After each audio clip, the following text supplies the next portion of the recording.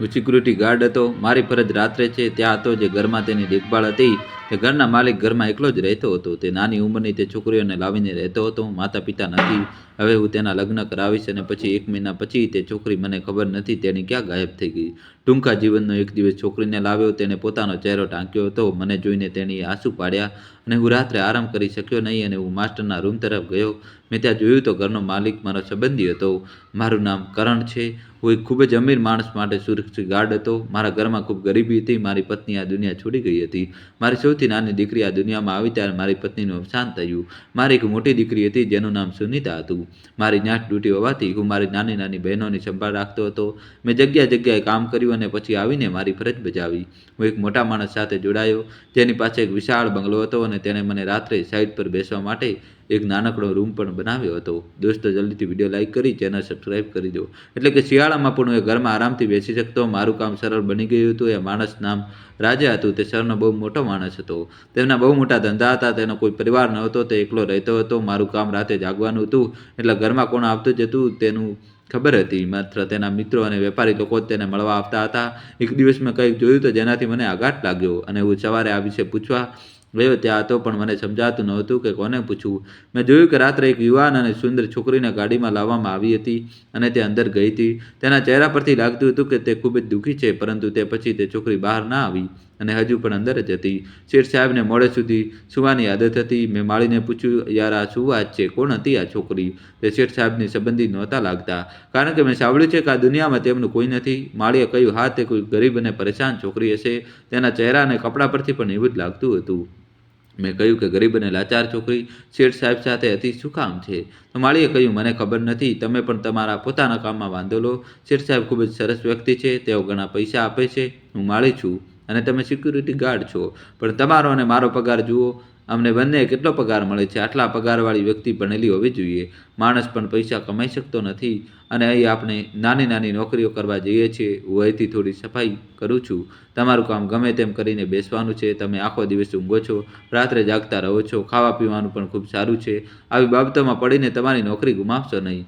માળી બરાબર વાત કરી રહ્યો હતો, પણ ખબર નહીં કેમ મને કંઈક અજુગતું લાગ્યું અને 2 અઠવાડિયા પછી એવું જ થયું. એક માસૂમ બાળકીને લાવવામાં આવી અને તે પછી ત્યાં રહેવા લાગી, પરંતુ 1 મહિના પછી પણ એ યુવતી ક્યાં ગઈ તેને કોઈને ખબર ન પડી. બાય ધ વે, શેઠ સાહેબ બહુ સારા માણસ હતા. અમારા માટે દરરોજ ખાવા માટે સારી વાનગી ઉપયોગમાં લીધેલી.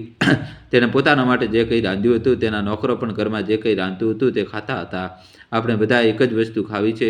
એવું નહોતું કે તેમના માટે સારું ભોજન રાંધવામાં આવે અને અમારા માટે ખરાબ રાંધવામાં આવે. લોકો અહીં નોકરી મેળવવા માટે મરતા હતા.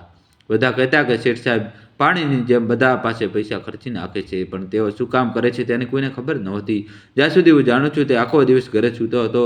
વૃદ્ધો કોઈ કામ કરવા જાય છે, તેમનું કામ મોબાઈલ પર જ થાય છે. તેઓ કામ કરવા માટે લોકોને રાખે છે. તે પોતે આખો દિવસ આરામ કરે છે અને રાત્રે રિપોર્ટ લખે છે કામ થયું કે નહીં. આ વખતે જ્યારે છોકરીને લાવવામાં આવી ત્યારે મને થોડી ચિંતા થઈ. આશ્ચર્ય થયું કે શું થઈ રહ્યું છે.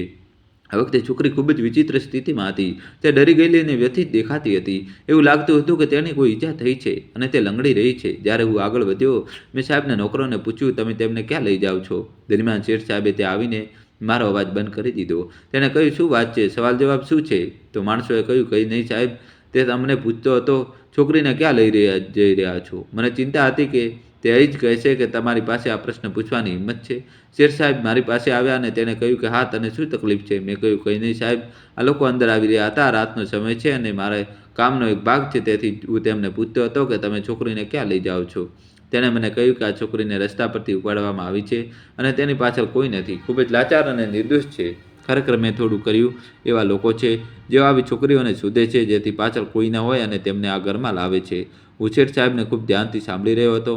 તેણીએ પોતે જ મને સ્પષ્ટતા આપવાનું શરૂ કર્યું. તેણે કહ્યું કે આવી છોકરીઓની પાછળ કોઈ નથી. જો ગરીબો શેરીઓમાં રહે છે તો તેમની પ્રતિષ્ઠા કલંકિત થાય છે. તે થાય છે, તેથી જ હું તેમને મારા ઘરે લઈ આવું છું. તે થોડા દિવસ માટે અહીં કામ કરે છે, પછી તેના માટે સારો મેળ શોધીને હું તેના લગ્ન કરાવું છું. દોસ્તો, જલ્દીથી વિડીયો લાઇક કરી ચેનલ સબસ્ક્રાઈબ કરજો. આ સાંભળીને મારું મન ખુશ થઈ ગયું. મેં કહ્યું કે શેઠ સાહેબ ભલાઈ કરીને દુનિયાભરમાં ફરે છે, તેમની પાસેથી કોઈ ખરાબની અપેક્ષા કેવી રીતે રાખી શકાય? હું બહુ ખુશ છું. મેં કહ્યું, આ બહુ પવિત્ર કાર્ય છે. કેટલાક લોકો આવા સારા કાર્યો કરવા માટે નસીબદાર હોય છે. ભગવાન તમને હંમેશા ખુશ રાખે શેઠ સાહેબ. શેઠ સાહેબે મારા ખભા પર હાથ મૂક્યો અને કહ્યું કે તમે પણ તમારું કામ બહુ સારી રીતે કરી રહ્યા છો. તમારું કામ આ રીતે કરતા રહો. હું જ્યાં પણ જતો હોઉં ત્યાં તેમની સાથે જતો. તે ક્યારેય એવી કોઈ જગ્યાએ ગયો ન હતો જેના વિશે વિચારીને તેના હૃદયમાં કોઈ પ્રશ્ન ઊભો થાય. એક દિવસ તેણે મને પૂછ્યું, તારી કેટલી દીકરીઓ છે? તો મેં કહ્યું કે મારી 3 દીકરીઓ છે. તેમની માતા આ દુનિયામાં નથી. મારે એકલા ઘર છોડીને પાછા આવવું છે, પણ શું કરવું? હું લાચાર છું. શેઠ સાહેબે મને થોડા પૈસા આપ્યા અને કહ્યું કે આજે તમારી દીકરીઓ માટે કપડાં અને મીઠાઈઓ લઈ જાઓ. તે ખરેખર ખૂબ જ સરસ વ્યક્તિ હતો. તેણે દરેકની કાળજી લીધી. જ્યારે મેં મારી દીકરીઓ માટે સારા કપડાં અને મીઠાઈઓ લીધી તો તેઓ પણ ખૂબ ખુશ થઈ ગયા. તેણે શેઠ સાહેબ માટે ખૂબ પ્રાર્થના કરી. આ કામ કરીને હું ખૂબ જ ખુશ હતો. હું અહીં સન્માન પણ મેળવી શકું છું અને આ વ્યક્તિ પણ ખૂબ સરસ હતી. તેણે ખૂબ કાળજી લીધી હતી. દોસ્તો, જલ્દીથી વિડીયો લાઇક કરી દો. આવી વ્યક્તિ માટે એક વ્યક્તિ કામ કરીને અને પોતાનું સારું લાગે છે. નાનું નથી લાગતું. મને એવું નથી લાગતું. એવું હતું કે હું નોકર છું. મને લાગ્યું કે તે હું પણ એક મજૂર છું જે મારું કામ કરે છે, કારણ કે તેણીએ ક્યારેય મારી આસપાસ બોસ જેવું શાસન ન કર્યું. એકવાર અમારી કારનો અકસ્માત થયો અને મેં શેઠ સાહેબ તરફ મારો હાથ લંબાવીને તેમને બચાવ્યા. જ્યારે મારો હાથ દરવાજાને અડક્યો અને ઘાયલ થયો.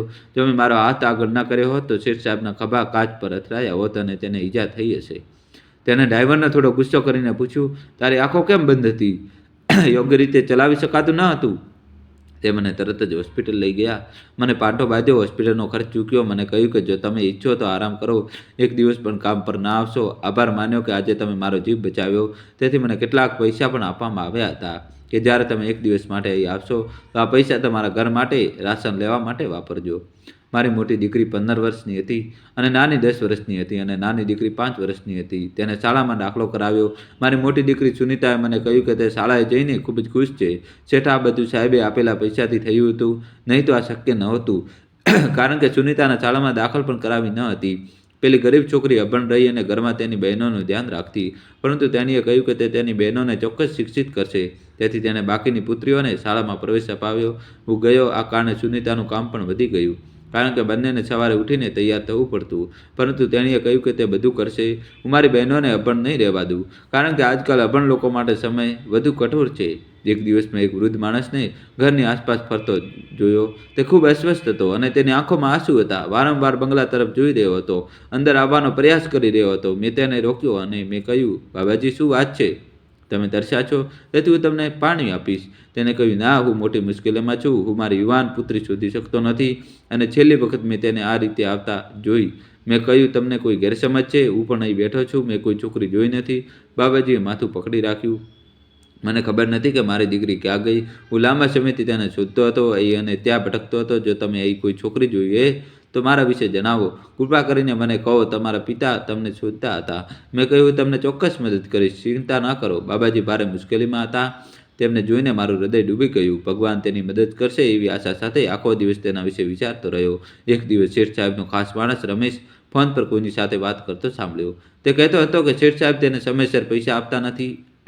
તેણે કહ્યું કે માલિક સમયસર કોઈને પૈસા ચૂકવતો નથી. તેનું મન ખોઈ ગયું છે. સમૃદ્ધિ તેના માથા પર ગઈ છે. એવો કોઈ માલિક નહીં મળે જે પોતાનું કામ કરાવે અને મને મારું પેમેન્ટ ના આપે.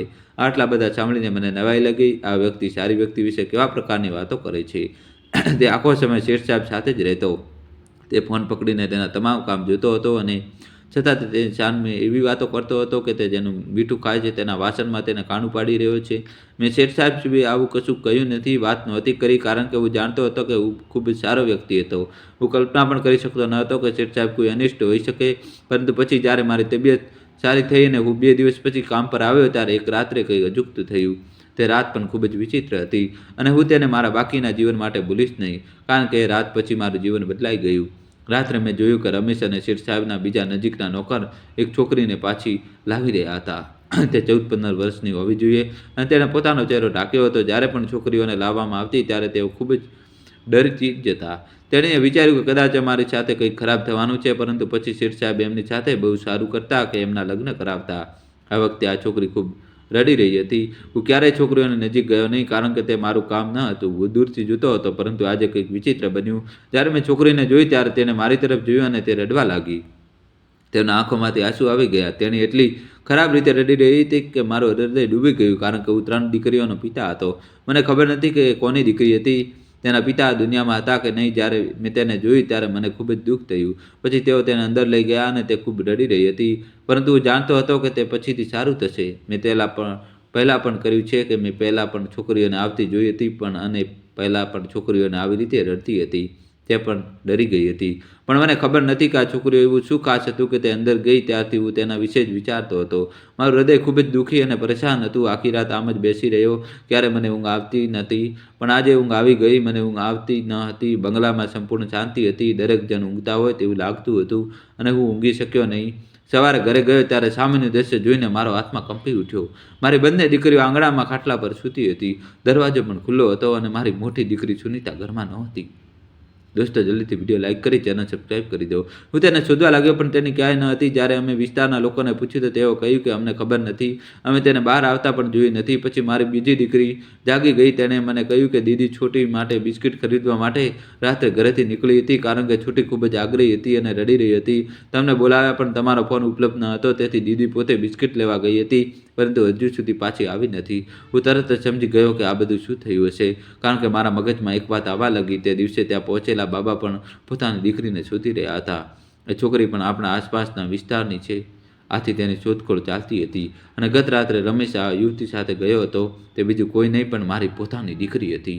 એ છોકરીની ઊંચાઈ અને ઉંમર બરાબર મારી સુનીતા જેટલી જ હતી, અને એ મને જોઈને જ રડી રહી હતી. નહીંતર આ સમયે તે બીજે ક્યાં રહી શક્યું હોત.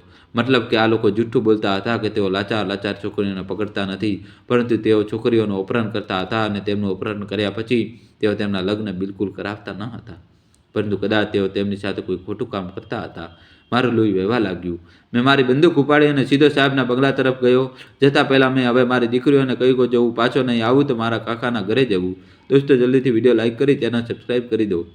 કારણ કે હું જે કરવા જઈ રહ્યો હતો તે કોઈ સરળ કાર્ય ન હતું. મારું લોહી ઉકળતું હતું. મારા હાથ પગ ધ્રુજી રહ્યા હતા. મારી આંખો લાલ થઈ ગઈ હતી.